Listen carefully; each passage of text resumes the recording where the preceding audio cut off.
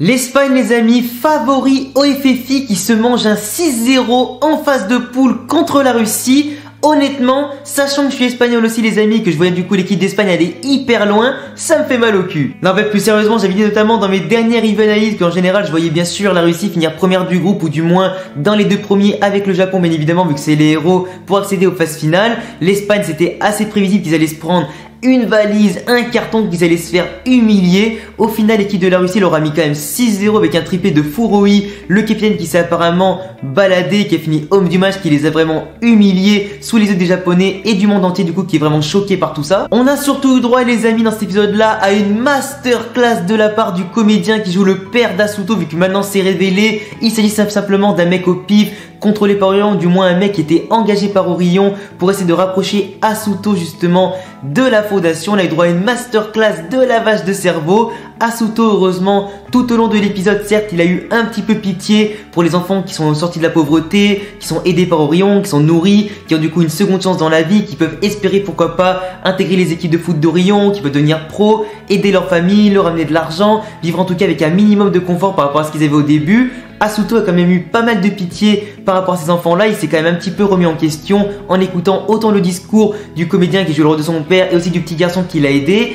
C'est quand même compliqué aussi quand tu te mets à sa place. Le mec était quand même pas forcément évident, il est quand même déjà aussi assez réticent envers Orion qui a quand même fait pas mal de coups bas, notamment rien qu'au Japon et à certaines autres équipes, notamment avec des coups bas, avec du coup des blessures. Voilà, c'était quand même assez compliqué. Au final, tu vois que maintenant Asuto, malgré toutes les informations qu'il a pu acquérir notamment durant l'épisode, tout le fait notamment aussi qu'ils ont essayé de lui laver le cerveau, tout ce qui a été dit notamment aussi pour essayer de le faire pencher un petit peu du mauvais côté, il a su garder les idées claires, il a su conserver ses valeurs, son éthique, sa façon en tout cas de voir le football, de jouer au football. Il n'a pas du tout envie de blesser les autres, il veut pas rejoindre Orion qui en tout cas a laissé de côté les enfants qui pourraient être sauvés par la fondation. Il a su rester en tout cas dans sa ligne éditoriale entre guillemets, dans sa ligne vraiment éthique. C'est tout à son honneur, mais en tout cas malheureusement pour lui, il n'est pas rentré du tout dans le jeu d'Orion et c'est du coup à ce moment-là qu'à la fin de l'épisode, il s'est fait kidnapper par Orion. En plus, on voit vraiment que tous les mecs d'Orion, les gars, ils ont vraiment un discours qui est vraiment bien ficelé, qui est vraiment bien construit étape par étape, parce qu'on a vu en tout cas que le mec qui bosse aussi pour Orion, parmi les grands directeurs, à chaque fois j'oublie toujours son prénom, je suis désolé, il est en train de parler du coup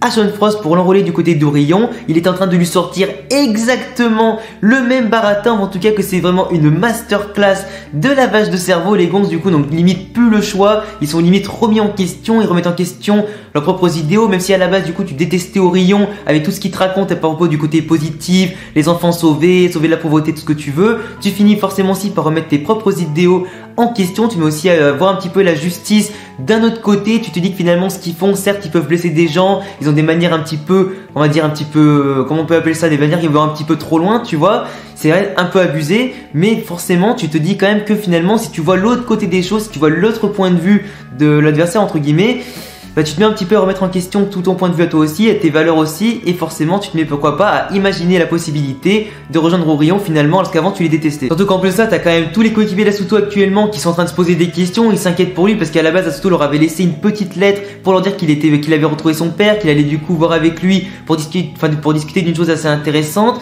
Au final tout le monde se pose la question, mais c'est quand même bizarre que son père comme par hasard revienne en même temps qu'il y ait le FFI, qu'on doit affronter Orion, que ça se passe comme ça et tout ça. Forcément Iura et Gojin et tout ça commencent un petit peu à imaginer le fait que ce soit Orion qui soit derrière tout ça. Forcément ils vont commencer à paniquer, vouloir le contacter mais ils n'y arrivent pas, vouloir du coup aller le rechercher pour le ramener au plus vite à la maison. Et au final ils ont eu bien raison de s'inquiéter vu qu'Asuto va finir kidnappé. Et là on peut imaginer les amis toutes sortes de choses. Il se peut que du coup d'ici le match entre le Japon et la Russie, Asuto va se faire laver le cerveau contre sa volonté. Il va finir du coup à mon avis sans ses valeurs. Il va devoir jouer pour Orion contre son gré. À mon avis il risque d'affronter le Japon d'ici peu. Après par rapport à Sean Frost, là je pense que c'est vraiment un cas qui est différent parce que le mec est blessé à la base. Donc s'ils peuvent lui promettre de le rétablir pour qu'il puisse jouer en tout cas le FFI, pour qu'il puisse peut-être encore plus apporter sa pièce à l'édifice pour remporter justement d'autres matchs, pour pourquoi pas éventuellement aider Orion à sauver davantage de personnes, pour aider un maximum d'enfants pauvres à revenir du bon côté entre guillemets, enfin les sauver et leur apporter du confort. Je pense que là Sean lui il est quand même plus proche en termes de volonté d'Asuto de se laisser faire par Orion que Asuto par exemple. Après on a clairement pu voir aussi qu'au sein même de la fondation d'Orion, quand t'as du coup les jeunes qui doivent s'entraîner très dur pour dépasser leurs limites, pour à chaque fois progresser de plus en plus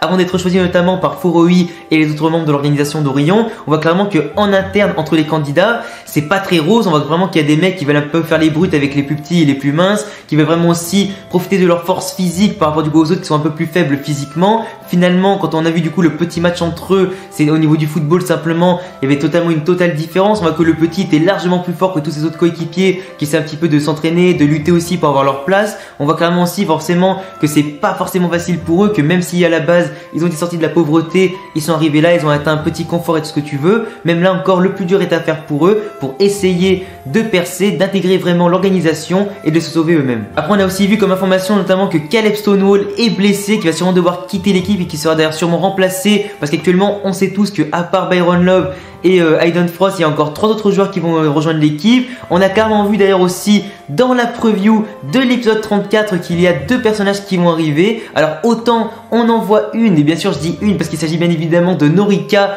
la gardienne qui va arriver. On la reconnaît juste à peine parce qu'elle s'est coupé les cheveux pour avoir des cheveux un petit peu plus courts, mais dans la preview de l'épisode 34 on la voit carrément. Du coup c'était assez facile de deviner que c'était elle qui allait arriver. Du coup on peut deviner que comme c'est une 4e gardienne qui arrive, on peut facilement voir notamment que Dvalin va passer sûrement défenseur, ou en tant que joueur de champ, assurément il va vouloir changer de poste, comme il avait d'ailleurs fait la réflexion notamment le dernier épisode en voyant le changement de poste de Xavier, ou du moins de Tatsuya, d'attaquant à défenseur. Parce qu'il est quand même vrai qu'avoir 4 gardiens dans l'équipe ce serait carrément inutile, mais du coup ça changerait totalement tout, parce que comme on sait tous, Marc a besoin d'avoir Nishikage sur le terrain et Dvalin pour faire la technique de Asura. Du coup forcément si tu en as déjà un des deux comme Dvalin qui se reconvertit pur défenseur, ou du moins milieu défensif peut-être pour être le plus proche possible de Mark Evans, ça pourrait être hyper intéressant en termes tactiques. Ça t'a plus qu'à faire entrer Nishikage sur le terrain pour du coup améliorer la défense du Japon. Norika par contre je sais pas vraiment si elle va jouer, parce qu'elle a pas forcément le level pour être titulaire, elle a pas forcément le niveau aussi technique avec tout ça pour assurer vraiment son rôle de gardienne au sein de l'équipe du Japon, qui du coup affronte des adversaires quand même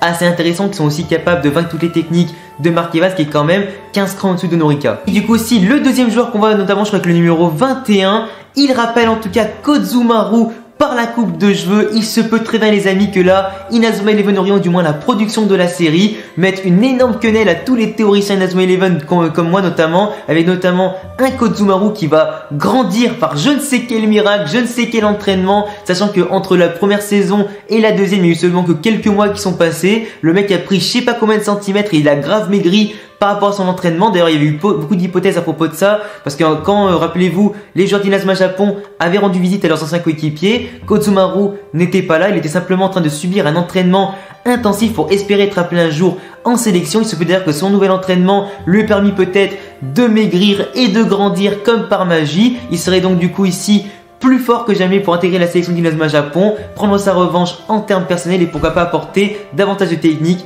de tactique et de puissance à cette sélection. En tout cas les gars, nous avons eu droit à un épisode 33 d'Inazuma Eleven Orion assez intéressant, riche en informations. On a du coup pu voir un petit peu les différents points de vue placés du côté d'Orion, du point de vue d'Asuto. Enfin, du coup que maintenant Asuto va être kidnappé, il va sûrement du coup devoir intégrer l'équipe d'Orion contre son gré. Sean Frost à mon avis qui va lui aussi basculer d'ici peu. Fudo notamment, du coup Caleb Stonewall qui va être remplacé dans l'équipe, Norika qui va intégrer l'équipe aussi, peut-être forcément Kozumaru qui va arriver lui aussi par surprise. J'ai hâte en tout cas de voir la suite pour voir un petit peu tous les mystères et tous les secrets qui vont commencer à se dévoiler. En tout cas les gars, je vous laisserai comme d'habitude me dire en commentaire vos avis sur l'épisode, sur ma review, sur vos théories également aussi par rapport à la suite de la série. N'oublie pas de me follow sur Instagram et Twitter, de t'abonner évidemment aussi sur ma chaîne YouTube si t'aimes Inazuma Eleven, les jeux vidéo, le football et tout ça. Coche la cloche pour recevoir toutes les notifications, le petit pouce bleu bien évidemment pour me soutenir, ça me fait super plaisir. Et bientôt pour une prochaine vidéo. Ciao les gars.